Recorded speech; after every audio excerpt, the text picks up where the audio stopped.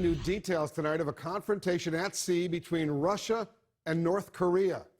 CNN's Brian Todd is working the story for us. Brian, Vladimir Putin and Kim Jong-un, they were all smiles at their summit earlier in the year, but I understand there's actually quite a bit of tension between these two countries. There is a lot of tension, Wolf, and tonight the Russians are holding more than 160 North Korean fishermen in custody. This was, by the Russian account, a very violent confrontation at sea, which is sure to anger the man in the Kremlin.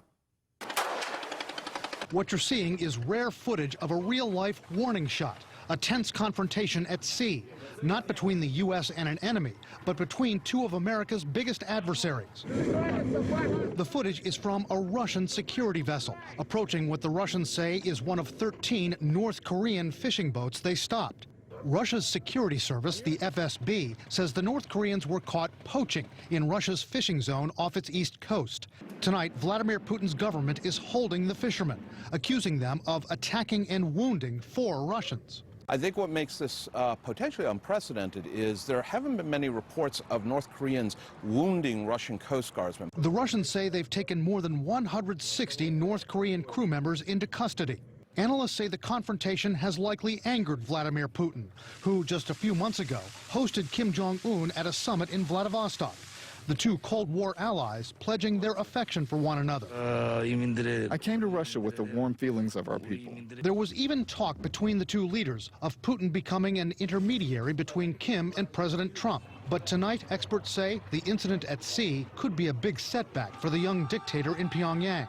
Losing Putin would force North Korea really to rely only on China. And that's a situation that, at the end of the day, makes North Korea really even more isolated. The confrontation with the Russians also reveals the desperate plight of North Korean fishermen. UN sanctions over Kim's nuclear program prohibit the regime from selling seafood to other countries. So experts say Kim's government pressures fishermen to sell their catch on the black market. They're having to rendezvous with foreign vessels in international waters and essentially sell their catches on the high seas so it can be relabeled as Japanese or Chinese or Singaporean fish. That means going further and further out to sea in rickety, poorly equipped boats.